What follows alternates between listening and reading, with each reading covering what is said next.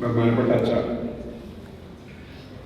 കൊച്ചമ്മ ലയ പ്രയർ സെക്രട്ടറീസിനുള്ള വേദിയിലിരിക്കുന്ന മാതാപിതാക്കളെ, സഹോദരങ്ങളെ, കുഞ്ഞുങ്ങളെ,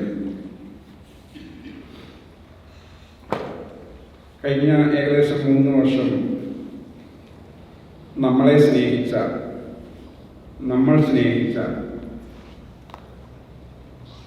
അച്ഛനും കൊച്ചമ്മയും ദൈവം തന്നെ ഏൽപ്പിച്ച മറ്റൊരു ഉത്തരവാദിത്വമായി തൻ്റെ പുതിയ ഒരു കർമ്മ മണ്ഡലത്തിലേക്ക് പോകുവാൻ ഒരുങ്ങിയിരിക്കുന്ന ഈ വേദി, ഈ സമയത്ത് നമുക്കെല്ലാവർക്കും ഒരു നഷ്ടബോധം തോന്നുന്നത് യാദൃശ്ചികമാണ്. അത് എനിക്ക് തോന്നുന്നത് നമ്മൾ അച്ഛനെ സ്നേഹിച്ച ആ സ്നേഹത്തിൻ്റെ ആഴത്തിൽ നിന്നാവാം. എന്നിരുന്നാലും ദൈവം തന്നെ ഏൽപ്പിച്ച പുതിയ കർമ്മമണ്ഡലത്തിൽ പോയി ആത്മീയതയുടെ നിറവിൽ പ്രവർത്തിച്ച് പ്രശോഭിപ്പിക്കുവാൻ അച്ഛനിടയാവട്ടെ എന്ന് ആദ്യമേ ആശംസിക്കുന്നു. നമുക്കെല്ലാവർക്കും അറിയാം, പുരോഹിതൻ എന്ന് പറയുന്നത് ദൈവത്തിൻ്റെ ഒരു അംബാസഡറാണ്. ദൈവത്തിൻ്റെ മുന്തിരിത്തോട്ടത്തിലെ ഉത്തമ പുരോഹിതനായി ശോഭിക്കുവാൻ അച്ഛനിടയാവട്ടെ എന്ന് ആശംസിക്കുന്നു. ഞാൻ ഓർക്കുന്നു, അച്ഛൻ ഇവിടെ കടന്നു വരുമ്പോൾ ഇത് നമ്മുടെ ഒരു പുതിയ ദേവാലയം പണിത് അതിൻ്റെ എല്ലാ പണികളും തീർന്ന് എൻ്റെ കൂതാശയ്ക്ക് അച്ഛൻ പങ്കെടുക്കുന്നു. അപ്പം നമ്മൾ ഒരു ഇടവക തന്നെയായിരുന്നു. പക്ഷെ ഇന്ന് അതിനേക്കാൾ ഒരുപാട് ഉപരിയായി നമ്മുടെ എല്ലാവരുടെയും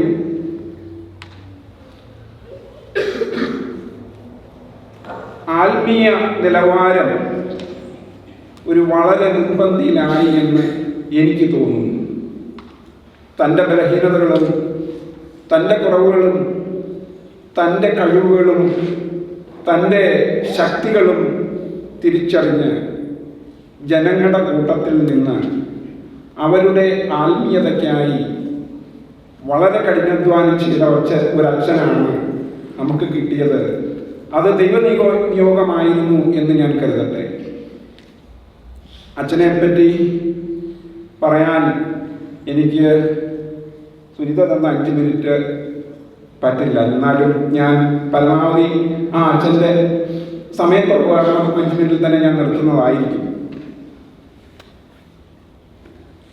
അച്ഛനെപ്പറ്റി ഓർക്കുമ്പോൾ ഞാനൊരു 3-4 നിരീക്ഷണങ്ങളാണ് ഞാൻ പറയാൻ ഉദ്ദേശിക്കുന്നത്. ഒന്ന്,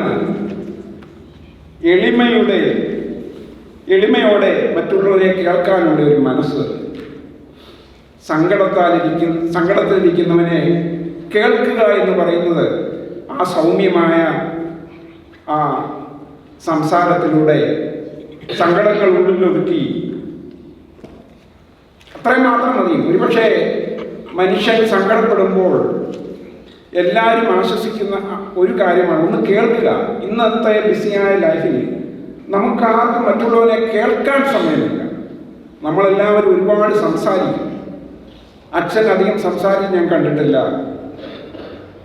അച്ഛൻ്റെ ആ ഒരു എളിമ, ആ ഒരു സൗമ്യമായ സംഭാഷണം, അത് ദൈവത്തിൻ്റെ വരദാനമാണെന്ന് ഞാൻ വിശ്വസിക്കുന്നു.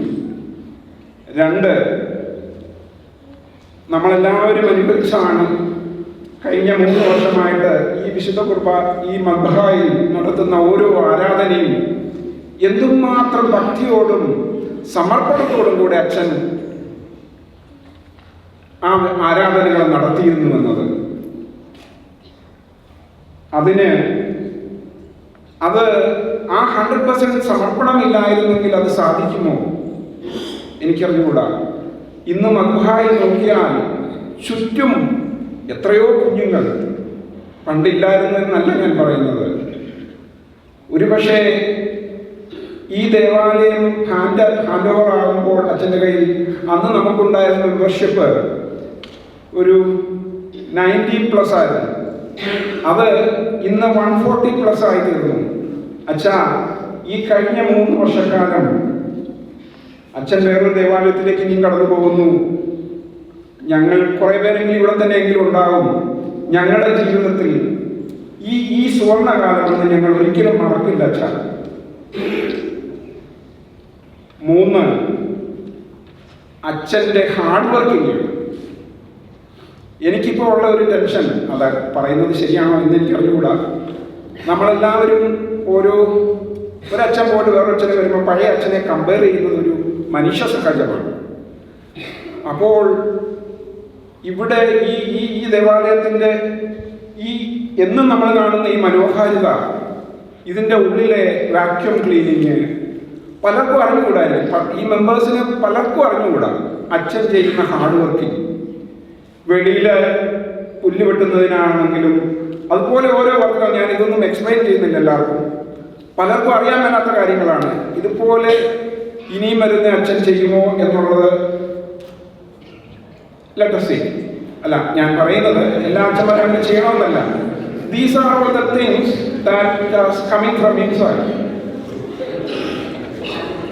അത് സ്വന്തം മനസ്സോടുകൂടി ചെയ്യുക.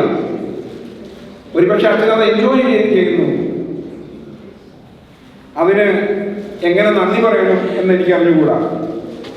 4ാമതായി ഞാൻ നോട്ട് ചെയ്ത ഒരു നിരീക്ഷണം എന്ന് പറയുന്നത് അച്ഛൻ്റെ കുടുംബമാണ്. എക്സ്ട്രീംലി ടാലന്റഡ് ആയിട്ടുള്ള കൊച്ചമ്മ, എല്ലാ കാര്യത്തിലും കൂടെ നിൽക്കുക. നമ്മളെ സംബന്ധിച്ച് നോക്കുമ്പോൾ ഇവിടെ ഒരു കുടുംബ മാതൃകയാണ്. അച്ഛനെ സംബന്ധിച്ച് വേറൊന്നുമില്ല. നമ്മൾ കഴിഞ്ഞാൽ ഒരിക്കലും എനിക്ക് പ്രയാസം തോന്നി. ആദ്യമേ അച്ഛൻ ഇവിടെ വന്നിട്ട് ജാക്സച്ചൻ പിരിഞ്ഞു പോയപ്പോൾ അച്ഛനൊരു ചെറിയ പ്രയാസം. അന്ന് ഞാൻ കൃഷിയായിരിക്കുന്ന സമയമാണ്.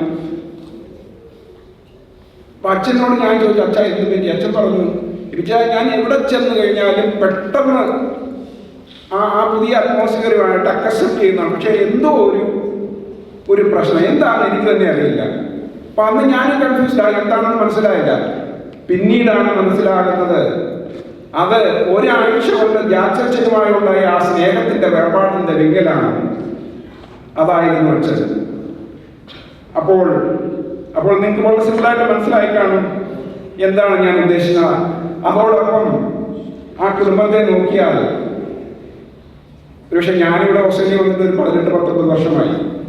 ഞാൻ പോലും എക്സ്പ്ലോർ ചെയ്യാത്ത എല്ലാ സ്ഥലങ്ങളും ഓസ്ട്രേലിയയിലും അടുത്തുള്ള പല പ്രദേശങ്ങളിലും എല്ലാം പോയി വളരെ സന്തോഷമായി ഒരു കുടുംബം നമുക്കെല്ലാം മാതൃകയാക്കി.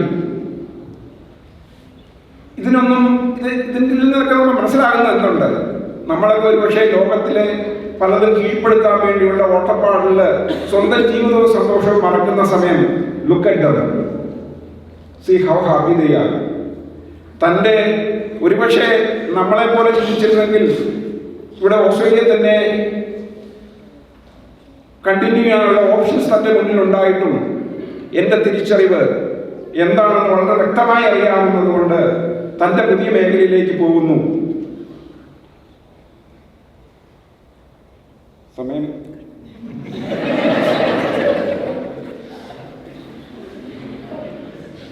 പൗലോസ് ശ്ലീഹ പറയുന്നുണ്ട്, ജനങ്ങളോട് പറയുന്നതാണ്, നിങ്ങളുടെ നേതാക്കന്മാരെ അനുസരിക്കുകയും അവർക്ക് വിധേയരായിരിക്കുകയും ചെയ്യുകയും കണക്കേൽപ്പിക്കപ്പെടാൻ കടപ്പെട്ട മനുഷ്യരെ പോലെ അവർ നിങ്ങളുടെ ആത്മാക്കളുടെ മേൽനോട്ടം വഹിക്കുന്നു. അങ്ങനെ അവർ സന്തോഷപൂർവ്വം സങ്കടം കൂടാതെ ചെയ്യുന്നതിനിടയാവട്ടെ, അല്ലെങ്കിൽ അത് നിങ്ങൾക്ക് പ്രയോജനമായിരിക്കില്ല. അച്ഛൻ തൻ്റെ കർമ്മത്വം സന്തോഷമോടെ നിർവഹിച്ചു എന്ന് ഞാൻ പ്രതീക്ഷിക്കട്ടെ അച്ഛ. അതല്ല, എനിക്ക് വളരെ ഷുവറാണ് ഞങ്ങൾക്കിത് പ്രയോജനമായിരുന്നു. അഥവാ ഞങ്ങളുടെ എന്തെങ്കിലും വേർഡ്സോ പ്രവൃത്തികളോ അച്ഛനെ വേദനപ്പെടുത്തിയെങ്കിൽ ഞങ്ങളോട് സഹോദരനെ പോലെ ക്ഷമിക്കണമേ എന്ന് ഞാൻ ഈ വേദിയിൽ അഭ്യർത്ഥിക്കുന്നു.